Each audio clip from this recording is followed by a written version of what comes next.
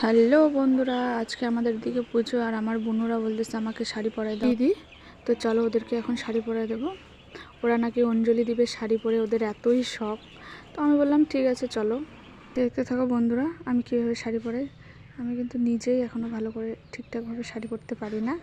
তো ওরা বায়না ধরছে দিদি আমাদেরকে পরাই দাও। তো ঠিক আছে পরাই দিচ্ছি। এই যে আর ওইদিকে কিন্তু ব্রাহ্মণ চলে আসছে, তার জন্য আমি তাড়াতাড়ি করে ওদেরকে শাড়ি পরাই দিচ্ছি।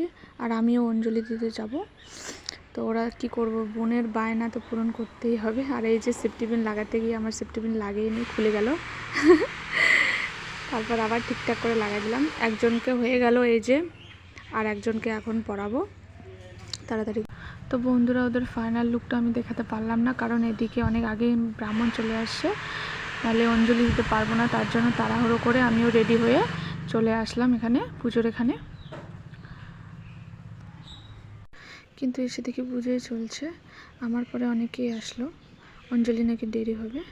আর এই যে এখানে হচ্ছে ভোগের প্রসাদ হবে। তো আমাদের পুজোটা কিন্তু রাস্তার সাইডেই হচ্ছে।